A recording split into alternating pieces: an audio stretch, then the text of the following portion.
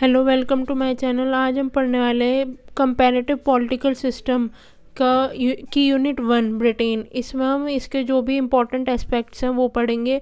और ये video semester 6 के स्टूडेंट के लिए for B honours political science and BA programme. तो आप वीडियो को 1.25x की प्लेबैक स्पीड पे करके देख सकते हैं for better experience. So let's start our topic. Political traditions and constitutional development of Britain. Britain जिसे हम बेसिकली यूके या फिर यूनाइटेड किंगडम भी कहते हैं, इसमें 4 कंट्रीज़ का यूनियन है, जैसे कि इंग्लैंड, स्कॉटलैंड, वेल्स और नॉर्दर्न आयरलैंड। हर कंट्री की अपनी एक अलग आइडेंटिटी, कल्चर और हिस्ट्री है, लेकिन सब मिलकर यूनाइटेड किंगडम बनते हैं। इसमें जो फॉर्म्स ऑफ गवर्नमेंट है वो बेसिकली एक मिक्स टाइप के सिस्टम से इन्फ्लुएंस है, जिसमें कॉन्स्टिट्यूशनल मोनार्की और पार्लियामेंट्री डेमोक्रेसी है। यहाँ पर किंग या क्वीन सिर्फ सिंबॉलिक हेड होते हैं, और जो मतलब रियल पावर होती है वो पार्लियामेंट के पास होती है और प्राइम मिनिस्टर के पास होती है। यानी कि जो डिसीजन मेकिंग का प्रोसेस है वो इलेक्टेड रिप्रेजेंटेटिव्स के द्वारा लिया जाता है, ना कि किंग या फिर क्वीन के द्वारा। ब्रिटिश का जो कॉन्स्टिट्यूशन है वो बेसिकली रिटन फॉर्म में नहीं है, जैसे कि इंडिया में, लेकिन इसका मतलब ये भी नहीं है कि वहाँ पर लॉज नहीं है। ब्रिटिश का जो कॉन्स्टिट्यूशन है वो बेस्ड है old historical document, tradition, custom और कन्वेंशंस पर। इसी वजह से ब्रिटिश कॉन्स्टिट्यूशन को फ्लेक्सिबल कॉन्स्टिट्यूशन भी बोला जाता है, जो कि टाइम के साथ साथ चेंज होता रहता है। Magna carta 1215, this document is first important constitutional document in the English history which limited the power of the king, established the legal process. It was issued by King John. Magna carta जो है 1215 में एक basically introduce किया गया था, और ये Britain का पहला इम्पॉर्टेंट और पहला इम्पॉर्टेंट कॉन्स्टिट्यूशनल डॉक्यूमेंट माना जाता है, जिसे किंग जॉन ने इशू किया था। इसकी इम्पोर्टेंस ये थी कि इसने किंग की पावर को लिमिट किया, जैसे कि किंग के ऊपर कोई लॉ नहीं था, और मतलब इन सभी चीज़ों को रिमूव किया कि किंग भी लॉ का ऑब्जेक्टिव बने। और किंग ने प्रॉमिस किया कि वो अनजस्टिस टैक्सेस नहीं लेगा, लोगों के राइट्स का मिसयूज़ नहीं करेगा, और गवर्नेंस, लॉज और कस्टम के अकॉर्डेंस रन की जाएंगी। इसका जो मेन प्रिंसिपल था वो ये था कि law is supreme not the king, यानी कि जो कानून है वो किंग से ऊपर नहीं है। कानून जो है वो किंग से भी ऊपर है। ये जो रूल है, rule of law, justice, individual right जैसे कॉन्सेप्ट की फाउंडेशन माना जाता है मैग्ना कार्टा को। Glorious Revolution 1688 and Bill of Rights. Under this revolution, James II was removed from the throne and William III and Mary II were installed on his place. This event established the supremacy of Parliament and laid the foundation of constitutional monarchy. जो glorious revolution है ये basically 1688 में हुई थी। इस revolution में जो king थे जेम्स सेकंड, उनको पार्लियामेंट के द्वारा हटाया गया, और विलियम थर्ड और मैरी सेकंड को मतलब वहाँ पर रूलर के लिए अपॉइंट किया गया पार्लियामेंट के द्वारा। ये जो है ये इवेंट ये शो करता है कि पार्लियामेंट की क्या सुप्रीमेसी रही थी इस रेवोल्यूशन में, और जिससे कि ये जो है एक फाउंडेशन ऑफ कॉन्स्टिट्यूशनल मोनार्की माना जाता है इस रेवोल्यूशन को। जो किंग है वो बेसिकली लेजिस्लेटर के सबऑर्डिनेट काम करेगा, और लोग इससे जो है एक तरीके से सिविल राइट्स जो है वो इंश्योर होंगे। The divine right of the king was completely denied in the bill of rights.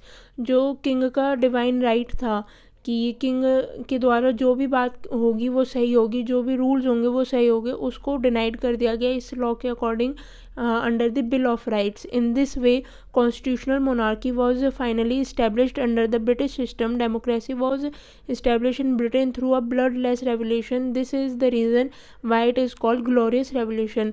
जो कॉन्स्टिट्यूशनल मोनार्की से बेसिकली डेमोक्रेसी इस्टेब्लिश्ड हुई थी, मोनार्की से कॉन्स्टिट्यूशनल मोनार्की इस्टेब्लिश्ड हुई थी ग्लोरियस रेवोल्यूशन में। तो मतलब ये जो प्रोसेस था इसमें किसी भी तरह का खून खराबा नहीं हुआ था, ये एक ब्लड लेस रेवोल्यूशन थी। इसी की वजह से इस रेवोल्यूशन को ग्लोरियस रेवोल्यूशन का नाम दिया गया। Reform Act. The Reform Act in 19th century were important step toward democracy. These acts were aimed at reforming representation and suffrage in the parliament. The first Reform Act in Britain was passed in 1832 called Great Reform Act. Reform acts जो है Britain को gradually democratic बनाने के लिए लाए गए थे. इनका इनका जो एम था वो ये था कि पार्लियामेंट्री रिप्रेजेंटेशन को रिफॉर्म करना, वोटिंग राइट्स, सफरेज को एक्सपेंड करना. जो फर्स्ट रिफॉर्म एक्ट था वो हुआ था 1832 में, जिसे ग्रेट रिफॉर्म एक्ट भी कहा गया था. इस एक्ट ने अनफेयर कॉन्स्टिट्यूंसीज, जैसे कि जहाँ पर कम पॉपुलेशन थी लेकिन ज़्यादा एमपीज़ थे, उनको अबॉलिश किया. इंडस्ट्रियल सिटीज़ जहाँ पर पॉपुलेशन ज़्यादा थी और वहाँ पर कोई भी प्रॉपर रिप्रेजेंटेशन नहीं था, उन पर फोकस किया, क्योंकि इंडस्ट्रियल रेवोल्यूशन के बाद ही सिटीज़ जो हैं वो फास्ट ग्रो हुई थी. वोटिंग राइट्स का एक्सपेंशन भी किया गया रिफॉर्म एक्ट्स में. पहले सिर्फ रिच लैंडलॉर्ड ही वोट कर सकते थे, लेकिन रिफॉर्म एक्ट के बाद प्रॉपर्टी बेस्ड सफरेज एक्सपेंड हुआ, जिसमें कि मिडिल क्लास को भी राइट टू वोट मिला.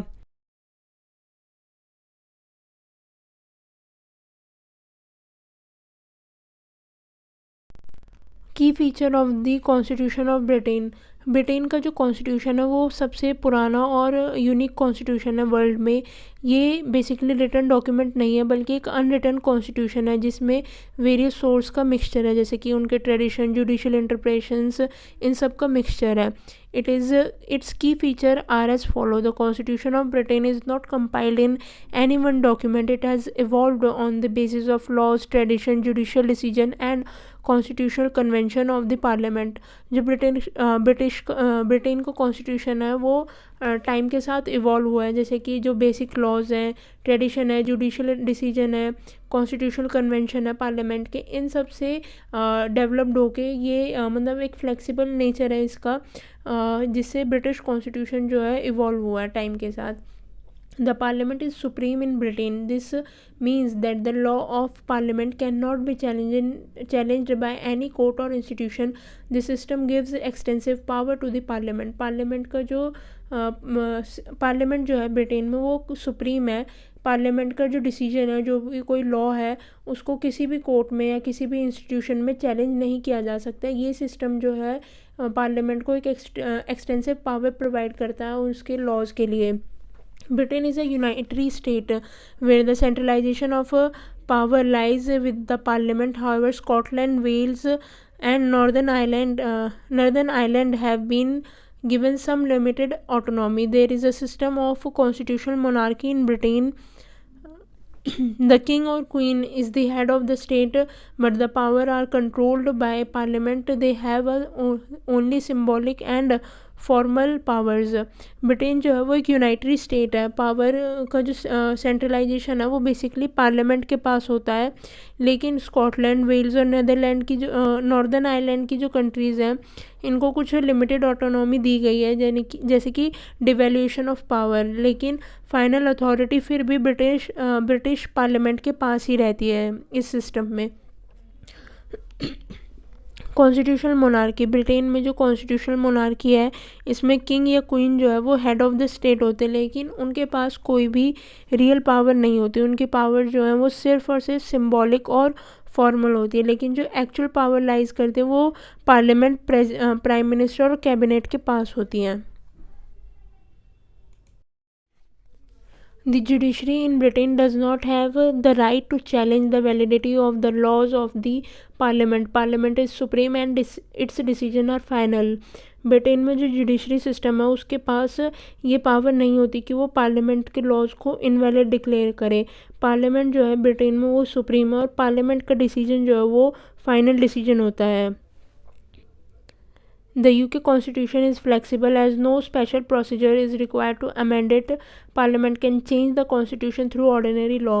UK का जो Constitution है वो काफ़ी flexible है, कोई इसमें स्पेशल अमेंडमेंट प्रोसीजर नहीं होता. पार्लियामेंट ऑर्डिनरी लॉ बनाकर ही कॉन्स्टिट्यूशन को ईजिली चेंज कर सकती है. इसी वजह से ब्रिटिश कॉन्स्टिट्यूशन रिजिड नहीं बल्कि फ्लेक्सिबल माना जाता है.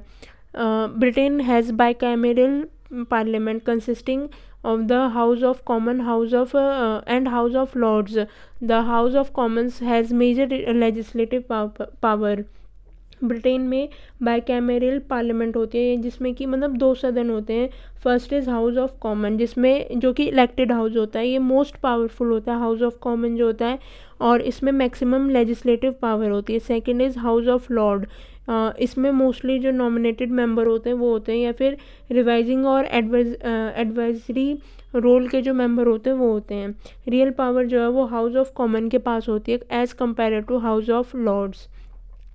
यूके का जो कॉन्स्टिट्यूशन है वो कॉमन लॉ पर बेस्ड है. कॉमन लॉ का मतलब है लॉज जो है कोर्ट के डिसीजन से ही डेवलप्ड होते हैं. जुडिशियल डिसीजन को कॉन्स्टिट्यूशन के साथ इम्पोर्टेंट सोर्स माना जाता है यूके में. The governance of UK depend on constitutional convention and tradition which are not legally binding but are effective in practice. Britain का जो कॉन्स्टिट्यूशन है वो एक तरीके से ब्रिटेन की जो गवर्नेंस है कॉन्स्टिट्यूशनल कन्वेंशन और ट्रेडिशन पर डिपेंड करती है, जिसमें कि कोई भी लीगली बाइंडिंग नहीं होती, लेकिन कुछ प्रैक्टिसेस हैं जो फॉलो की जाती हैं. Civil rights and liberties in the UK are protected through laws and tradition made by parliament. Civil rights और liberties के जो भी laws हैं वो UK की गवर्नमेंट द्वारा पार्लियामेंट के द्वारा प्रोटेक्टेड है. और the UK constitution has been able to maintain stability over a long period of time due to its unique tradition and flexibility. जो यूके का कॉन्स्टिट्यूशन है वो काफ़ी लंबे समय से स्टेबल है due to its unique feature, और इसके जो यूनिक ट्रेडिशन है इसकी फ्लेक्सिबिलिटी की वजह से ही ये काफ़ी लंबे समय से स्टेबल है. यहाँ पे किसी भी टाइप के एक तरीके से देखा जाए तो कोई भी विवाद नहीं हुआ है इस कॉन्स्टिट्यूशनल टाइप में. It has evolved based on historical experiences and political needs. किसी भी टाइप की अगर पॉलिटिकल नीड्स होती है या फिर हिस्टोरिकल एक्सपीरियंस को ध्यान में रखते हुए जो भी लॉ हैं वो बनाए जाते हैं ब्रिटेन में. Social and economic dimension of British politics. जैसे कि अभी बताया था ब्रिटेन में बाइकैमरल पार्लियामेंट है जो कि वेस्टमिनिस्टर मॉडल पर बेस्ड है, जिसमें कि इलेक्टेड मेंबर जो है हाउस ऑफ कॉमन में रहते हैं, और ये बेसिकली लेजिस्लेटिव प्रोसेस में इनका काफ़ी ज़्यादा रोल होता है. और जो सेकंड है हाउस ऑफ लॉर्ड, वो इसका जो मेन रोल है वो एडवाइजरी और रिव्यूइंग बॉडी के तौर पर होता है. The executive power of the government are vested in prime minister and his cabinet. जो ब्रिटेन में एग्जीक्यूटिव पावर होती है वो प्राइम मिनिस्टर और उसकी कैबिनेट के पास होती है. प्राइम मिनिस्टर जो है और कैबिनेट पार्लियामेंट के मेंबर होते हैं और पार्लियामेंट के थ्रू अकाउंटेबल होते हैं. अगर पार्लियामेंट सपोर्ट वापस ले ले तो उनकी जो गवर्नमेंट है वो गिर सकती है. This type of structure of the state is designed to ensure stability, accountability and transparency. Britain has adopted a mixed system based on socialist democracy and capitalist economy in which the role of state is very important. Westminster का जो system है उसका M है basically political stability, accountability और transparency. इसी वजह से Britain का जो पॉलिटिकल सिस्टम है काफ़ी इफ़ेक्टिव माना जाता है. ब्रिटेन ने मिक्स्ड इकोनॉमी को अडॉप्ट किया है, जिसमें कैपिटलिस्ट इकोनॉमी यानी कि जिसमें कि प्राइवेट ओनरशिप और मार्केट सिस्टम का जो है स्टेट के साथ मतलब स्टेट का जो रोल है वो कैपिटलिस्ट इकोनॉमी में ज़्यादा होता है. हेल्थ, एजुकेशन, सोशल सिक्योरिटी में ये एक बेसिकली बैलेंस बनाता है ग्रोथ और वेलफेयर के बीच में, जिससे कि स्टेट वेलफेयर भी कर सके और जो प्राइवेट ओनरशिप है और मार्केट सिस्टम है वो भी अच्छे से रन कर सकें. This structure of a society's multi-dimension which reflects a deep amalgamation of tradition and modernity. British society is diverse and multicultural, consisting of various ethnic, religious and social groups. The Industrial Revolution of 19th century established Britain as global economic power, but the decline of colonies in the 20th century and the effects of World War II led its economic restructuring. 19th century की जो industrial revolution थी इसने Britain को एक global economic power बना दिया था। Britain जो है दुनिया का लीडिंग इंडस्ट्रियल नेशन बन गया था उस टाइम पर। फैक्ट्रीज और मशीन और मास प्रोडक्शन ने इकोनॉमी को ब्रिटेन की को काफ़ी ज़्यादा स्ट्रॉन्ग किया था। लेकिन वहीं 20th सेंचुरी में ब्रिटिश कॉलोनीज़ जो थी वो धीरे धीरे डिक्लाइन होने लगी और वर्ल्ड वॉर सेकेंड के बाद जो ब्रिटेन की इकोनॉमी थी वो काफ़ी वीक हो गई थी। इस सिचुएशन ने ब्रिटेन को इकोनॉमिक रीस्ट्रक्चरिंग के लिए मजबूर किया था। The modern British economy is based on financial services, manufacturing and innovation based ideas. आज के टाइम पर जो ब्रिटिश की इकोनॉमी है वो फाइनेंशियल सर्विसेज जैसे कि banking, insurance, stock market, manufacture और इनोवेशन बेस्ड इंडस्ट्रीज़ जैसे टेक्नोलॉजी और रिसर्च, इन सब पर बेस्ड है। London, one of the global financial center, is the main hub of the Britain economy. Britain's multiculturalism is a part of its social system. The history of colonialism and global immigration have turned it into a multi-ethnic and multi-religious society. जो London है वो उसको world के top financial centre में से एक माना जाता है और लंदन को ही ब्रिटिश इकोनॉमी का एज अ मेन हब भी कंसीडर किया जाता है। ब्रिटेन का जो सोशल सिस्टम है वो काफ़ी ही मल्टीकल्चरल है, जिसका रीज़न है कॉलोनियल हिस्ट्री और ग्लोबल इमिग्रेशन। ब्रिटेन आज के टाइम पर मल्टी एथनिक और मल्टी रिलीजियस सोसाइटी बन चुका है। और जो लंदन है, जो सिटी ऑफ लंदन है, वो इंग्लैंड की one of the most diverse city consider की जाती है वर्ल्ड में, क्योंकि यहाँ पर Asian, African, Caribbean, European communities के जो लोग हैं वो रहते हैं। This cultural diversity has enriched British society, but this diversity has also given rise to issue of racism, discrimination and social inequality in Britain.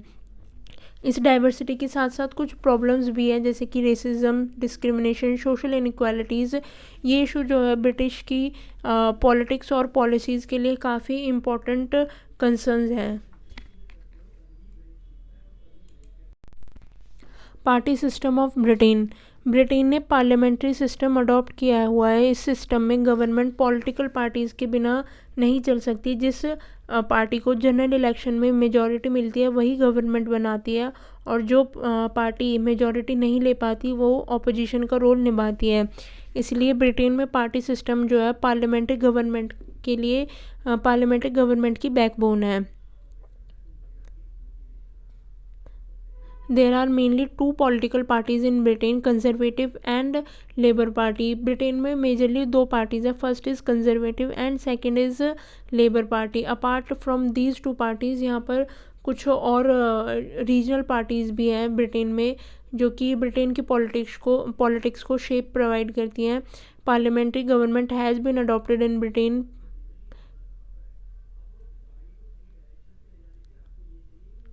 इस स्लाइड में बेसिकली दो बार एक ही चीज़ लिखी गई है। आप यहाँ तक जो है इसे पढ़ लेना, ये थोड़ा गलती हो गई। इसके बाद ये सारा सेम ही है। तो अब हम नेक्स्ट टॉपिक को देखते हैं। इसके बाद origin and development of political parties in Britain. Britain में पॉलिटिकल पार्टीज़ की शुरुआत किंग चार्ल्स सेकंड के टाइम पर शुरू हुई थी। इस पीरियड को स्टार्ट पीरियड का नाम से भी जाना जाता है। इस टाइम पर किंग और पार्लियामेंट के बीच पावर स्ट्रगल चल रहा था। पब्लिक ग्रुप्स जो थे वो दो ग्रुप्स में डिवाइडेड थे। फर्स्ट इज़ किंग के सपोर्टर और सेकंड जो थे वो थे पार्लियामेंट के सपोर्टर। इस डिवीज़न के बेसिस पर किंग के सपोर्टर्स को कैवलियर्स कहा गया और पार्लियामेंट के सपोर्टर्स को राउंड हेड्स कहा गया। यहीं से जो पॉलिटिकल ग्रुपिंग है वो स्ट्रॉन्ग हुई थी। विलियम थर्ड के रीजन के टाइम पर कैवलियर्स और राउंड हेड को नए नाम मिले। ये पार्टी जो थी विग्स और टॉरीज़ के नाम से फेमस हुई। टॉरीज़ जो थी किंग और चर्च की सुपरमेसी के फेवर में मतलब उनका कहना था कि किंग और जो चर्च है वो ही सुप्रीम लीडर्स हैं। और ट्रेडिशनल और कंजर्वेटिव थिंकिंग की ये पार्टी थी जिसका नाम था टॉर्स या Tory party. Second is Whig. Whig का कहना था कि किंग के पावर को लिमिट करना चाहिए और पार्लियामेंट को स्ट्रॉन्ग बनाना चाहिए। इन दोनों पार्टीज़ का रोल जो है ब्रिटिश पॉलिटिक्स में काफ़ी ज़्यादा स्ट्रॉन्ग माना गया है। ये पार्टी सिस्टम को क्लियरली मतलब इन दो पार्टी से ही ब्रिटिश में पार्टी सिस्टम जो है वो इस्टेब्लिश हुआ था। In 1832, the British Reform Act was passed. After the passing of this act, the name of these parties changed.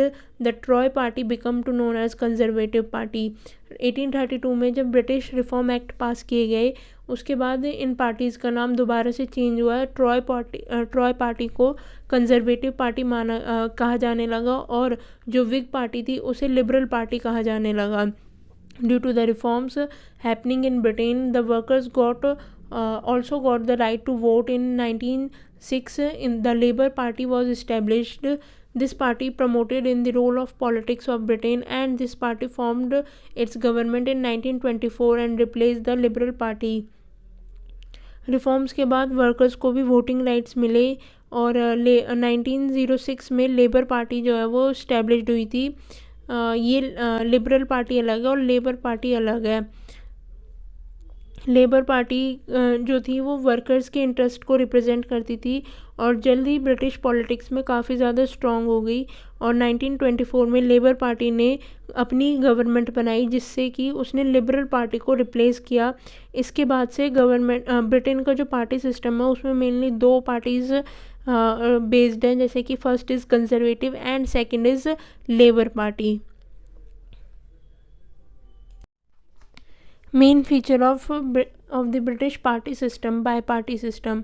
Britain में शुरुआत से ही टू पार्टी सिस्टम रहा था। चार्ल्स फर्स्ट के टाइम पर कैवलियर्स और राउंडहेड्स, विलियम्स के टाइम पर यही पार्टी विग्स और टॉरीज के नाम से फेमस हुई और 19th सेंचुरी में लिबरल पार्टी और कंजर्वेटिव पार्टी रही और प्रेजेंट में कंजर्वेटिव पार्टी और लेबर पार्टी है। इसीलिए ब्रिटेन के पार्टी सिस्टम में ज़्यादातर बाय पार्टी सिस्टम रहा है जिसमें कि जो दो मेन पार्टीज़ हैं वो ही एज अ लीड रही हैं। Strict party discipline, British political parties में पार्टी डिसिप्लिन बहुत स्ट्रिक्ट होता है। पार्टी जो है हाईली ऑर्गेनाइज्ड होती है। मेंबर्स जो होते हैं पार्टी के वो डिसीजंस को फॉलो करते हैं। एमपी जो है अक्सर पार्टी लाइन के अगेंस्ट वोट नहीं कर सकते। इसी वजह से जो ब्रिटिश में गवर्नमेंट है वो स्टेबल रहती है और पॉलिसी मेकिंग का जो प्रोसेस है वो भी स्मूथ होता है। इम्पॉर्टेंस ऑफ लीडरशिप, ब्रिटेन के पार्टी सिस्टम में लीडर का बहुत ही इम्पॉर्टेंट रोल होता है। पार्टी और नेशन की लीडरशिप जो है वो लीडर की पर्सनैलिटी, डिसीजन मेकिंग पावर और जो उस लीडर की पब्लिक इमेज है उससे इन्फ्लुएंस होती है। फोर्थ इज़ सेंट्रलाइजेशन, ब्रिटेन का जो जोग्राफिकल साइज़ है वो काफ़ी स्मॉल है और पॉपुलेशन काफ़ी यूनिफॉर्म है, इसीलिए पार्टी हाईली सेंट्रलाइज्ड होती हैं। पार्टी के पास सारी पार्टी का कंट्रोल होता है, सारी गवर्नमेंट का कंट्रोल होता है। अगर किसी अलग स्टेट में पार्टी रन कर रही है तो उसका भी कंट्रोल सेंट्रलाइज्ड ही होगा और जो मेजर डिसीजन है वो सेंट्रल लीडरशिप से ही लिए जाते हैं। ग्रास रूट से ज़्यादा पावर सेंट्रल लीडरशिप के पास होती है। Main political parties of Britain at present में कंजर्वेटिव पार्टी जो है वो ब्रिटेन में एक्टिव है। जैसे कि पहले बताया था, इस पार्टी का नाम पहले ट्रॉय पार्टी था और बाद में जो रिफॉर्म आए थे उसके द्वारा इसका नाम कंजर्वेटिव पार्टी रख दिया गया था। इस पार्टी का जो मेन ऑब्जेक्टिव था वो ये था कि ब्रिटेन में ट्रेडिशन जो है उनको अडॉप्ट किया जाए, जो भी उनके कस्टम्स हैं, आइडियोलॉजी है उनको दोबारा से रीगेन किया जाए और उसको स्टेट को इस आइडियोलॉजी के अकॉर्डिंग रन किया जाए। The ideology of the state the ideology of this party is in the favor of gradual and limited changes। जो इस पार्टी की आइडियोलॉजी थी वो बहुत छोटे मोटे चेंजेस के लिए फेवर में थी। ये पार्टी जो है वो काफ़ी ज़्यादा सपोर्ट करती थी capitalist class, landlords, priest, businessman और डॉक्टर, टीचर जैसे जो प्रोफेशंस थे या फिर जो भी क्लास थी इनको ज़्यादा सपोर्ट करती थी। और कंजर्वेटिव पार्टी के अकॉर्डिंग जो इंग्लिश रेस है वो ही सुपीरियर रेस है पूरे वर्ल्ड में और पूरे उनकी कंट्री में, और उनकी ये ड्यूटी है कि वो दूसरी जो रेसेस हैं, दूसरी जो कम्युनिटीज़ हैं उनको सिविलाइज़ करें। ये इनका मेन ऑब्जेक्टिव था और ये इनका मेन मतलब इनकी विचारधारा कुछ इसी प्रकार की थी, जिससे कि ये अपने जो ब्रिटेन का जो सिस्टम है, सॉरी ब्रिटेन के जो कल्चर है, ट्रेडिशन है, उनको प्रोटेक्ट करे और ब्रिटिश एम्पायर को एक्सपेंड करे. Policies and principle of the conservative party: protection of traditional structure. This party wants to maintain the traditional structure of society as much as possible. Support of capitalism: it is in favor of imperialism and capitalism system against economic interventions. It believe in the right to private property and advocate less interference of the government in economic matters. Support to free trade: this party is in favor keeping trade open. Opposition to independence of colonies: this party was against independence of colonies. Support to public welfare scheme: through it opposes the expansion of the scope of the state. Its support public welfare scheme. ये सारे जो इसके principles थे ये थे, जिसमें था कि अपने ट्रेडिशनल स्ट्रक्चर को प्रोटेक्ट करना, कैपिटलिज्म को सपोर्ट करना, ब्रिटिश में इम्पीरियलिज्म और कैपिटलिस्ट सिस्टम को इस्टेब्लिश करना, इकोनॉमिक इंटरवेंशन ना हो गवर्नमेंट, मतलब इकोनॉमिक इंटरवेंशन ना हो, जो इंडिविजुअल है वो अपनी मर्ज़ी के अकॉर्डिंग जो भी इकोनॉमिक मैटर्स हैं उनको सॉल्व कर सके और गवर्नमेंट का लेस इंटरफेरेंस हो. और फ्री ट्रेड के सपोर्ट में थी ये पार्टी, और जो भी कॉलोनीज़ थी जिनको इंडिपेंडेंट किया गया था उसके ऑपोजिशन में थी, और ये पब्लिक वेलफेयर स्कीम के सपोर्ट में थी. लेबर पार्टी का फॉर्मेशन लेट 19th सेंचुरी में हुआ था. ये पार्टी जो थी ट्रेड यूनियन मूवमेंट का रिजल्ट थी. 1899 में ट्रेड यूनियन और सोशलिस्ट ऑर्गेनाइजेशन ने मिलकर लेबर रिप्रेजेंटेशन कमेटी बनाई थी, और 1906 में इस कमेटी का नाम ऑफिशियली लेबर पार्टी रखा गया. और 1918 में लेबर पार्टी का कॉन्स्टिट्यूशन बनाया गया, जो आज भी लार्जली फॉलो होता है. ये पार्टी धीरे धीरे ब्रिटेन में काफ़ी ज़्यादा पॉपुलर होती चली गई टाइम के साथ. जो इसकी पॉलिसीज़ और प्रोग्राम्स हैं वो कुछ इस तरीके से हैं, जैसे कि change in society. Labour party जो है ब्रिटिश सोसाइटी में मेजर सोशल चेंज चाहती है, जैसे वर्कर्स को उनकी मेहनत का पूरा बेनिफिट मिलना चाहिए, और means of production, distribution, exchange जो है सबके बीच फेयरली शेयर होने चाहिए ताकि सभी को इक्वल बेनिफिट्स मिले. जबकि कंजर्वेटिव पार्टी का मानना ये था कि जो सुपीरियर क्लास है सिर्फ उनको ही प्रिविलेजेस दी जाए, ना कि आम जनता को. Democracy and socialism: labour party जो है डेमोक्रेटिक वे से सोशलिज्म इस्टेब्लिश करना चाहती है और कैपिटलिज्म को रिप्लेस करना चाहती है.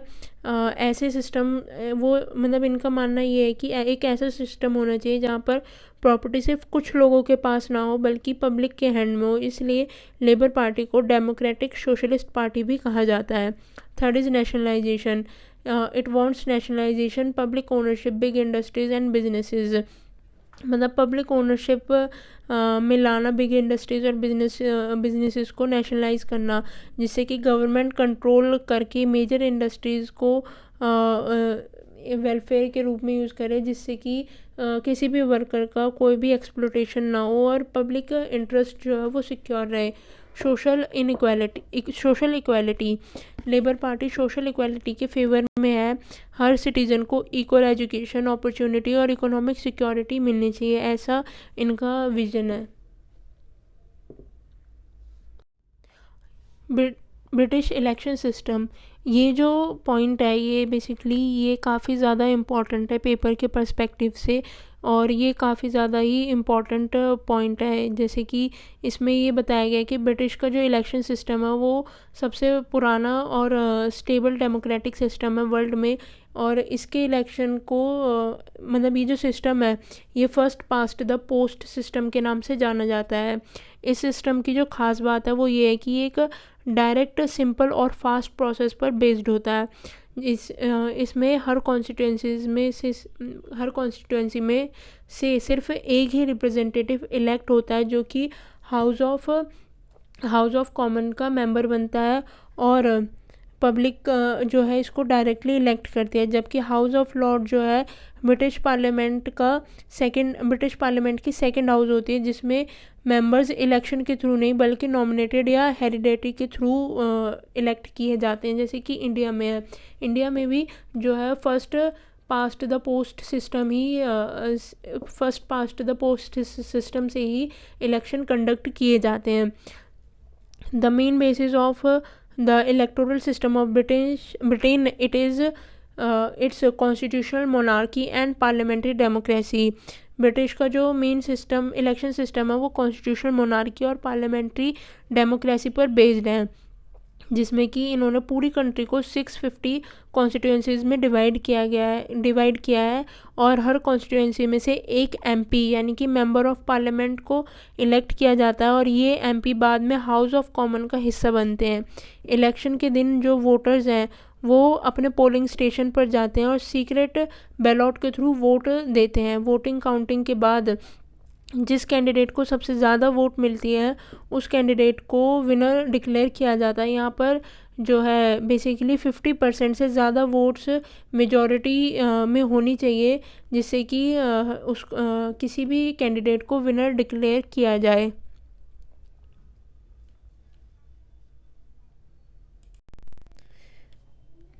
ब्रिटिश इलेक्शन को इलेक्शन कमीशन मैनेज करती है। ये कमीशन जो है इंडिपेंडेंट कमीशन होती है जो कि गवर्नमेंट से अलग होती है। इसका काम है ये इंश्योर करना कि इलेक्शन फेयर हो और ट्रांसपेरेंट हो।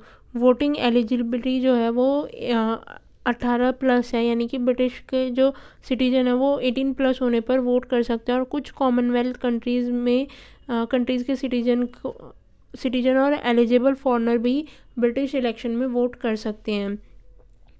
The Prime Minister is not directly elected by the people under British electoral system. Instead, the Prime Minister is the leader of the political party that commands majority in the House of Commons. Britain में prime minister directly elect नहीं होते हैं, इसकी बजाय जो party होती है house of common में मेजॉरिटी से जीतती है उसका जो लीडर है वो प्राइम मिनिस्टर बनता है। इलेक्शन बेसिकली हर नॉर्मली 5 साल में कंडक्ट किए जाते हैं, लेकिन अगर पार्लियामेंट अलाउ करे तो मिड टर्म इलेक्शन भी हो सकते हैं, जैसे कि कुछ क्राइसिस या फिर गवर्नमेंट को बहुमत ना मिलने पर सरकार गिर जाती है, इन सब पर मिड टर्म इलेक्शन भी कंडक्ट किए जा सकते हैं। The British electoral system has many advantages. It is simple and results are quick. It also help form a strong and stable government, as the party that wins most seat usually get right to govern. However, the system is also criticized. It said to be unequal and undemocratic because it is difficult for smaller parties or independent candidates to succeed. इस system को criticise भी किया जाता है क्योंकि कभी कभी unequal और अनडेमोक्रेटिक इस सिस्टम को अनइक्वल और अनडेमोक्रेटिक भी कहा जाता है, क्योंकि जो स्मॉल पार्टीज़ और इंडिपेंडेंट कैंडिडेट होते हैं उनका जो जीतना होता है वो काफ़ी मुश्किल हो जाता है, क्योंकि जो बड़ी पार्टीज़ हैं उन्हीं को ही ज़्यादातर वोट मिलती है और उन्हीं को ही ज़्यादा वोट मिलती है तो उन्हीं की ही सरकार बनती है। इसलिए इसको बड़ी पार्टी के लिए ज़्यादा फ़ायदेमंद माना जाता है और छोटी पार्टी जो है वो डिसएडवांटेज में रहती हैं इस सिस्टम के थ्रू।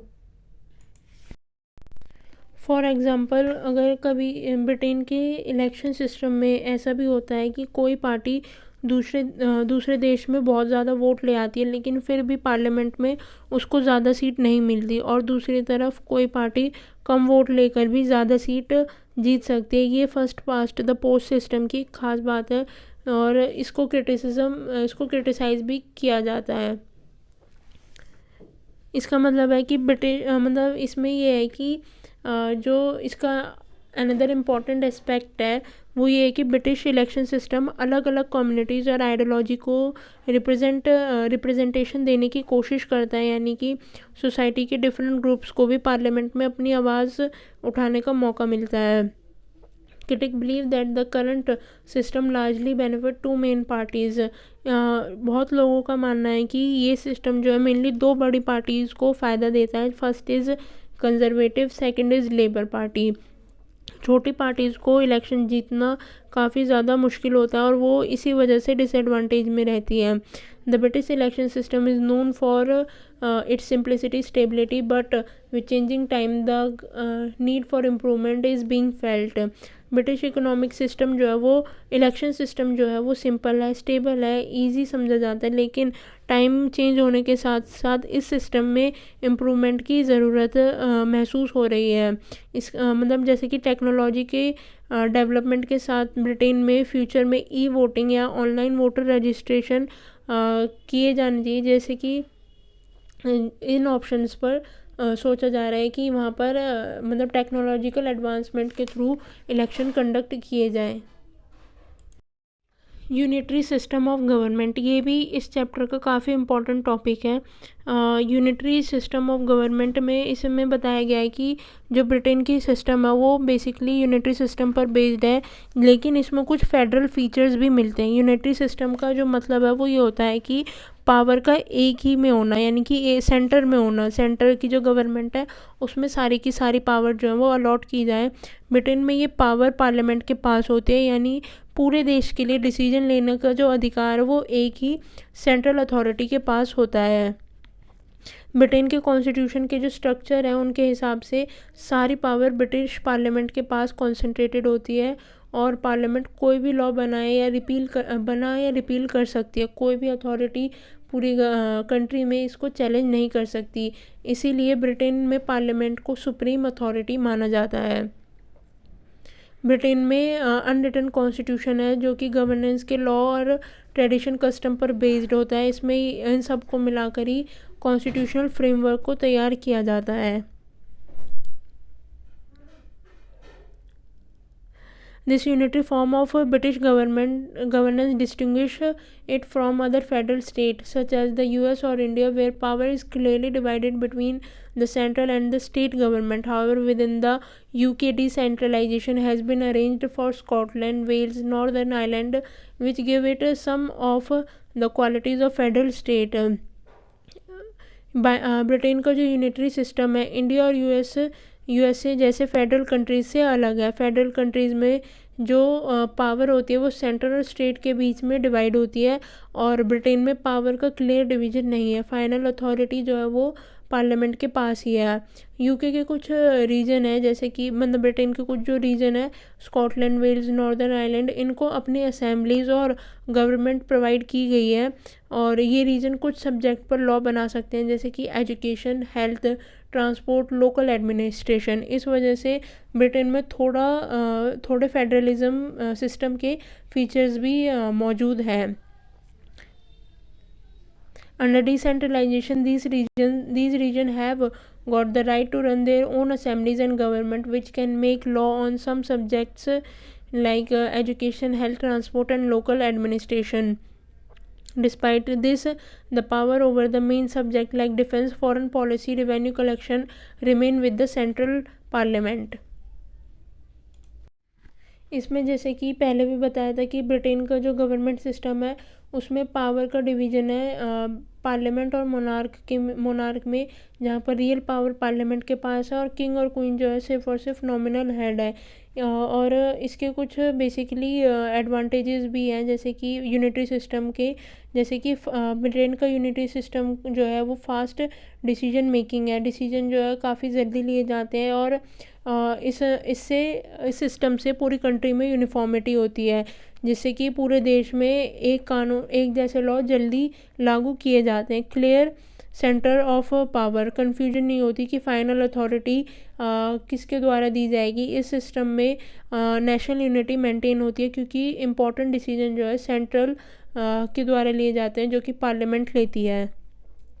यूनिटरी सिस्टम की कुछ प्रॉब्लम्स भी है, जैसे कि स्कॉटलैंड, वेल्स, नॉर्दर्न आयरलैंड जैसे एरियाज़ में लोकल ऑटोनॉमी की डिमांड होती है। ये डिमांड जो है कभी कभी सेंट्रल गवर्नमेंट के साथ कन्फ्लिक्ट क्रिएट करती है, यानी स्ट्रॉन्ग सेंट्रलाइजेशन से जो रीजनल डिससेटिस्फैक्शन है वो भी क्रिएट होती है। ब्रिटेन का सिस्टम जो है मेनली यूनाइटरी सिस्टम है, लेकिन इसमें कुछ फेडरल के फीचर भी हैं, जैसे कि बताया गया था। हिस्टोरिकल ट्रेडिशन और मॉडर्न डेमोक्रेटिक प्रिंसिपल का मिक्स है, इसी वजह से ब्रिटेन का सिस्टम काफ़ी यूनिक है। और this system is a unique combination of historical tradition and modern democratic principle which make it unique.